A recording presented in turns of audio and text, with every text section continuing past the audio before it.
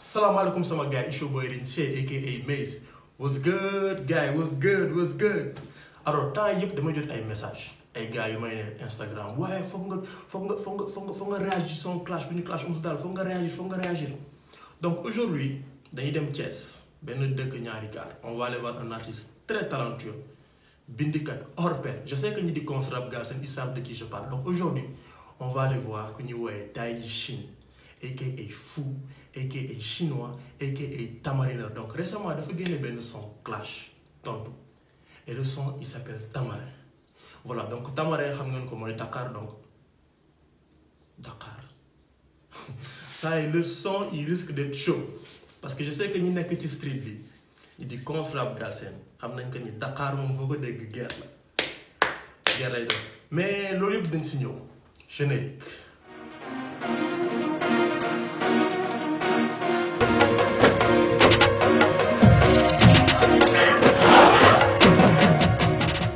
Voilà, donc Taïji Chine en fait pour ñu ko xamul c'est un artiste thiessois waa Thiès la man personnellement maa ngi ko découvrir ci Flow Up bi amoon 2017 moom moo nekkoon vainqueur Flow Up bi. Pour ñu xamul Flow Up, donc Flow Up c'est en fait benn big compétition buy am au Sénégal chaque année, donc artistes yu bëri ñoo fay daje, tu vois gars yi doon plus de 400 plus de 500 MC. Bon j'ai pas en fait le nombre exact mais je sais que bëri na MC yu fay jaar, donc compétition bu metti la, tu vois, et moom 2017 il a été le vainqueur, tu vois. Bi mu fa jógee aussi dem na aussi Maroc, le mec dem na Maroc ci benn lu ñu woowee Morocco Hip Hop Festival. Bi mu fa demee aussi jël na paie en ex-aequo moom ak ay Mauritaniens. Man pour man naar yi gars ataaya rek la ñuy def de xaw ma ni gars taxaw nañ de mais bon c'est le hip hop dëkkul fenn. En tout cas bi mu jógee foofu aussi am na lu ñuy woowee aussi le Galsen Hip Hop Award, donc benn genre suñu genre MTV Music Award la suñu genre BET Award la. Donc dafa di benn remise de cérémonie ci récompense artistes yi par rapport ak projet yi nga xamante ne gars yi dawal nañ ko. Donc y a beaucoup de critères et tout. Bi mu fa nekkee dafa jël meilleur mixtape la jël parce que dafa génne mixtape bu tudd Olip One Love Yàlla point, donc mixtape boo xamante ne c'est 10 titres, un truc vraiment bien fait, tu vois, donc c'est à écouter. Donc je vous encourage à le faire.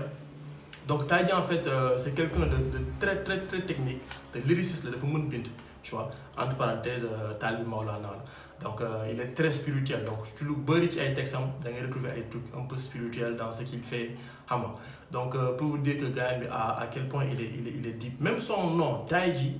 ci signification Chine en chinois dafa am philosophie chinoise dafa am lu muy tekki, tu vois. Donc Taïji pour résumer juste, vraiment c'est un résumé mën nañu ne c'est le yin et le yang, tu vois.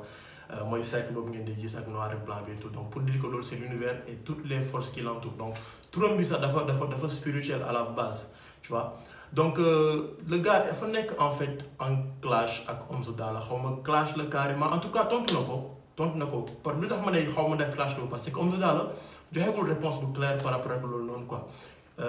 On sait que Oumzo Dollar bi mu génnee album bu mujj bi peut-être Lamine il est venu avec un délire de Misatsu Mieze, tu vois, genre personnage ou jeu vidéo japonais xaw ma chinois ñoo ne aussi benn genre lettre bu muy paral di sol nii si ginnaaw yére mi et tout. Donc loolu ça signifie ciel, je pense, c'est en mandarin su ma jumul. Donc bi mu ñëwee xam nga délire asiatique bi nii chinois japonais bi en même temps, je pense foofu noonu la commencé jaxasoo parce que Taïji Chine moom la ñuy woowee le chinois, tu vois, da koy wax ci sound bi ci lu bëri. Donc Oumzo Dollar ci clipam bu mujj bi mooy 19h59. Donc si vous l'avez pas encore vu, je vous mettrai ça ci kaw ngeen dem xool vidéo. D'ailleurs même pour comprendre en fait le son là bi ñëw réagir, je pense qu'il faut ngeen gis vidéo boobu noonu. Am na ay wax yu mu fa wax et tout. Voilà, donc Taïji il l'a pris pour lui comme ay pic la ko jàppee, donc il a tenu à sortir benn clip réagir ci. Donc voilà, léegi sans plus tarder on va écouter le clip ñu xool la lay joxe. So let's go.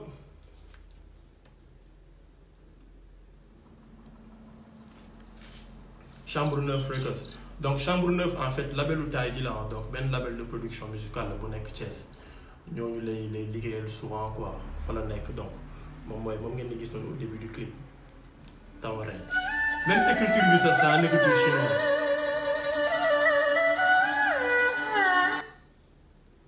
Donc livre bi en fait Ndeye Taxawalu c'est en fait benn chroniqueuse la woon. Elle est décédée sax sous service si kawam. Donc su ma juumul elle s'appelle Aminata Sophie Dieye. Donc kii nii c'est une écrivaine elle est très spirituelle dafa di nit boo xamante ne vraiment dafa spirituel de trop même ci biir livre yu muy génnee ça tu vois des messages yoo xamante ne c'est très spirituel pour vous dire que moom dafa doon wax sax mos nañ ko interview un jour ñu fekkoon néegam am woon dara tu vois lu fa nekkoon genre benn sijaada moo fa nekkoon ak benn kaamil et tout waa ji laaj ko mu ne ko en fait ci monde bi fii on est juste de passage sur cette terre donc jarul ñuy encombré def ay bagages yu bëri pour vous dire niveau bi donc c'est sûrement le genre de livre boo xamante ne Taïsine day correspondre ak moom luy woote quoi tu vois en plus elle est de Thiès écrivaine bi elle est de Thiès donc voilà donc mixtape baa nekk ni Olip ak Signe la Yin et la Yang il faut ngeen suivre quoi c'est une bonne mixtape franchement.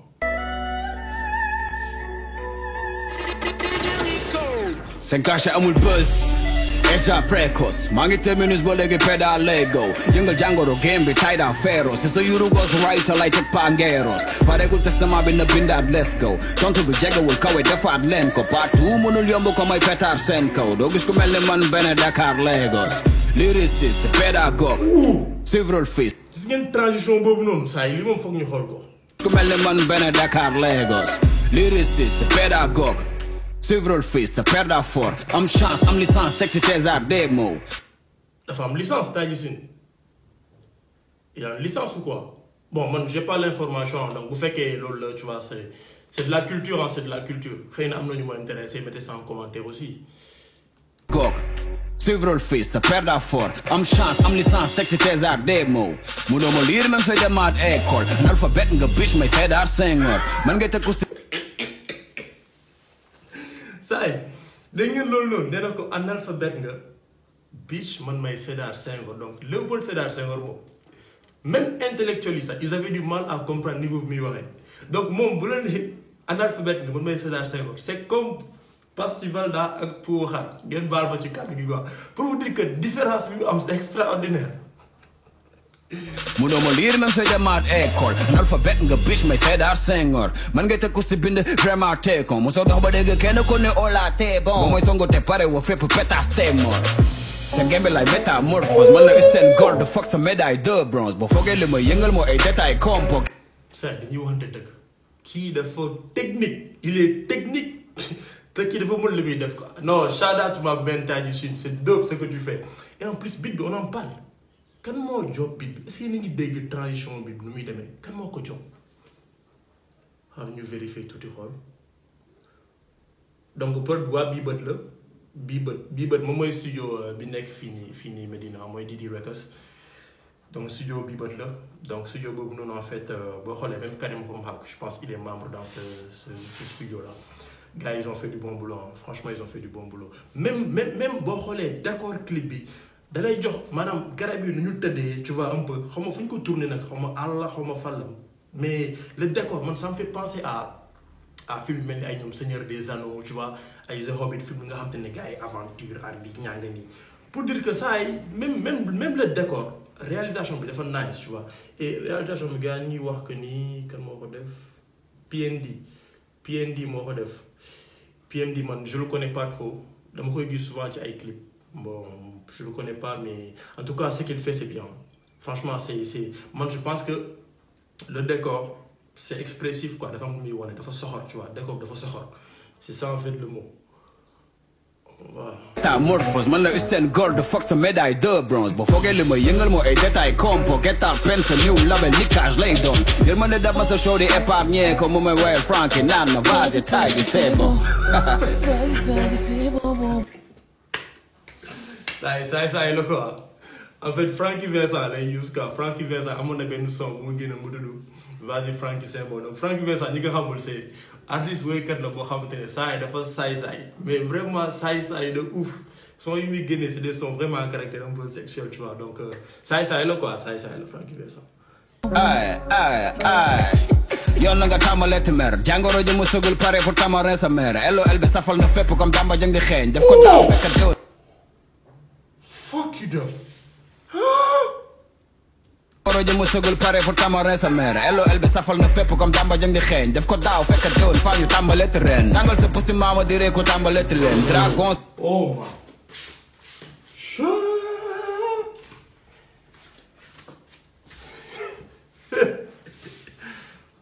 non il faut ñu dégluwaat lii nii. xeeñ def ko daaw fekk déwén faa ñu tàmbaleeti ren tàngal sa pusi maama di ree ko tàmbaleeti leen dragon dégg naa sa maam dégg naa dégg tàmbalee ko tiren am na lu ma tëb nag du ma si jaar tu vois mais booy bi moo soxla taay gi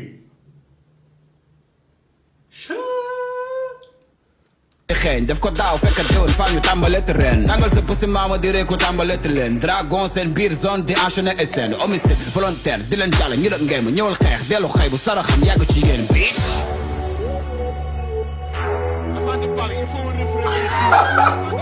ren muy 10 000 problème dafa sample 10 000 problème quoi en plus son bi dafa yaakaar son gars yi noonu la jël sa cercueil nii di ci tëb di ci fecc maanaam genre boo naree dee quoi tu vois gars yi noonu ñooy ñëw souvent non mais. dollar amul kore di noor dégage bala dee di ñëw yow moto. loolu réponse la parce que Omzo Dollar ne moom fi waxoon ci son bu mujj bi dictateur Kim Jong-un tout ça tu vois xam nga Corée du Nord mu ne ko dollar amul Corée du Nord moom amul dollar. loolu moom réponse la claire et nette xaw ma sa lan mooy seen monnaie mais nee na ko dollar amul Corée du Nord dafa leer c'est une réponse directe. dollar amul Corée du Nord dégage bala dee di ñëw yow moto may seen trait di ñëw këri sal pitch fi la gën a kaw you know xamoon ne góor war a foy si zoo insénère say baab dugg sa label def doom j'espère que ëpp doole sa trom wan ma king bu ñeme couronne covid yo c'est ju turc ay yow jo booy saa yi mu ngi ñambaan fii di nit c'est pas vrai salade tomate oignon sauce chinoise gis nga fii nii ku fii de dangay rab te jàngoo clash wala amoo na son clash bu la booy jàppee non baab dugg sa label def doom j'espère que ëpp doole sa trom wan ma king bu ñeme couronne covid 19 denk ma ba dëggal ma loolu rek wan ma king bu ñeme couronne covid 19 parce que Omzo Dollar ma fi waxoon nuyu ko corona ba ko gënal nuyu yenn artistes rappeurs yi donc nee na ko ñeme woon nuyu couronne 19 tu vois donc sañoo loolu noonu c'est une réponse directe j'espère que ëpp doole sa trom wan ma king bu ñeme couronne covid 19 denk ma parenthèse ndax sa dig dak cëk tële ne ci tungu ne ci kaw girafe te boole o game bi comme zombie bu dictateur du ay saaga mooy doxal régime bu dictateur xam nga koon MC bi sóoru je nique ta ram jëmi star xolo non mais ça mais def ñu nànk gain man ñu tax yu réfléchir nañu may temps gain ñu réfléchir xam rib yi muy wax lan la bàyyi mu agressé bàyyi tay ma man say tàng na foog ñu delloo ko tak cëk tële ne ci tungu ne ci kaw girafe dévoré aura game bi comme zombie bu dictateur du ay saaga mooy doxal régime bu dictateur xam nga goon MC bi sóoru je nique ta ram jëmi star xolo arif xelu freestyle la vooru RAP bi man la jaxi fii la lër poña game bi depuis daaw mel ne kidnappeur zoro sim tëkku ma xam ne zodo shit vacciné samay sujet wet penga ak chloroquine yoon my love ray flow bi karda tàng jaru xëccoo jëlal kim zo Kardashian bitch rang Zo Kardashian ça y disrespect na ko quoi ça y disrespect na ko Zo Kardashian non foog ñu delloo ko tuuti. zodo shit vacciné samay sujet wet penga ak chloroquine yoon my love ray flow bi karda tàng jaru xëccoo jëlal kim zo Kardashian bitch rang my man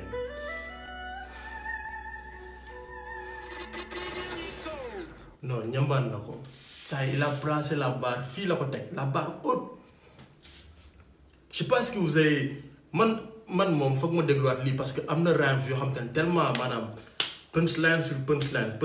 punchline attaque la woon agression la woon dafa tàngoon non mais franchement taa gis ne li ñuy wax en fait ça ci ko quoi c'est vrai il est très technique lyriciste la te clash bi dafa daal c'est une réponse exacte en fait li mooy clash quoi tu vois tu réagis par rapport au son nga jël ay affaire def tontu après nag pour le moment on n'a pas eu de réponse amaguñu réponse quoi après je sais pas si Omzo Dollar il va répondre ou pas parce que souvent artistes yi suñuy répondre day dépendre ci deux choses tu vois souvent mën nañ bañ a répondre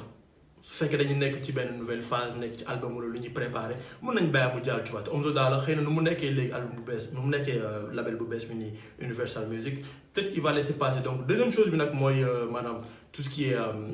différence de niveau waxuma niveau techniquement wala lyricalement parlant parce que kii dafa am niveau lyricalement mais xëy na lu ñu def ci rap Galsen ak fu ñu toll parce que Omzo Dollar on le connaît c'est des albums Omzo Dollar c'est des concerts ay grands théâtres fii ay monuments de la Renaissance ay fait du grand la def en fait am na benn année il a raflé fii des trophées c'est des trophées ci Galsen Hip Hop Award donc pour le moment tay jii en fait day ñëw il va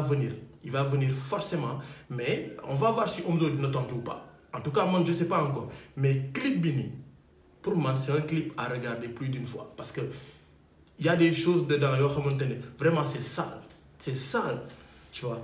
et c'est très bien fait Taï il est toujours là très habile dans ses mots très habile dans ses mots li may clash en fait en tout cas on va voir la suite ndax Omzo dina tontu ou pas su tontoo on va essayer de voir lu muy joxe mais man j'ai hâte personnellement man je veux mu tontu quoi tu vois man je m'attends à mu tontu parce que am na disrespect yeah am na disrespect pour dire vrai am na disrespect en tout cas